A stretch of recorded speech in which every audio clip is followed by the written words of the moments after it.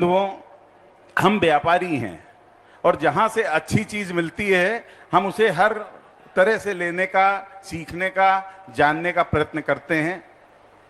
आज इतना विशाल इस प्रांगण में जो निर्माण देख रहे हैं आप, अगर वो स्वामी रविंद्र कीर्ति की देन है तो उसमें कहीं न कहीं हमारी माता जी, जिनको चंदनामती माता जी के नाम से हम सभी जानते हैं, पहचानते हैं, उनका भी योगदान कहीं कम नहीं है।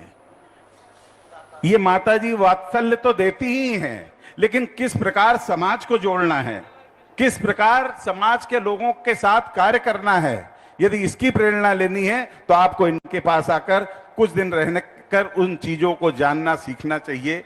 आप यदि इधर से कुछ ऐसी चीजों का ज्ञान अर्जित कर सकते हैं हमारे रविंद्र कीर्ति स्वामी जी से, जो आपके जीवन काल में, चाहे आप किसी भी मैनेजमेंट को चला रहे हो, अपनी दुकान चला रहे हो, चाहे आप सर्विस में हो, आपको उन बारीकियों को पता लगेगा कि किस प्रकार कर्मचारी से व्यवहार करके और किस प्रकार उनसे काम कराया जा सकता है।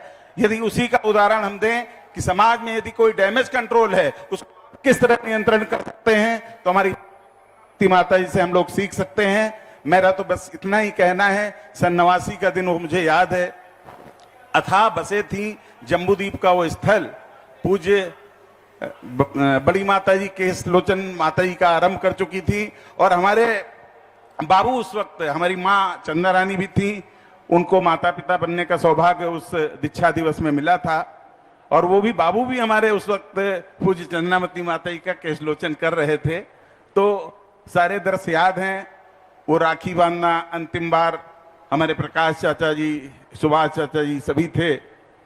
निश्चित ही हम परिवारजनों के लिए एक दुख का थोड़ा सा माहौल बन जाता है, लेकिन ऐसा नहीं है। बहुत कुछ हमारे को आज यदि कहीं समाज में काम करने की प्रेरणा मिली, लखनऊ समाज हो, चाहे हमारा सराफा एसोसिएशन हो, तो बहुत चीज चंदनामती माता जी के निर्देश से, उनके सुझाव से हमें मिली हैं। मैं तो पूज्य चंदनामती माता जी के लिए यही कह सकता हूं कि ये ऐसे ही वरदस्त हम सभी पर बनाए रखें। और जैन समाज नित्य प्रतिदिन, आज मैं देखता हूं, चाहे जिस संघ में चले जाइए, पूज्य माता जी, बड़ी माता जी को देखने की ललक साधुओं में है। मैंने महसूस किया।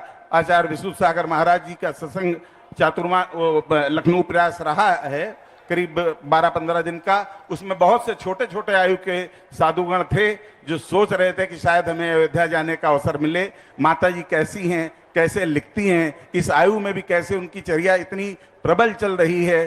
तो ऐसी माता जी के चरणों में मेरा सत नमन, बारंबार नमन। पूज्य माता जी के लिए बस यही है कि वो हम पर अपनी कृपा बनाए रखें। बहुत बहुत धन्यवाद। सभी को जय जय।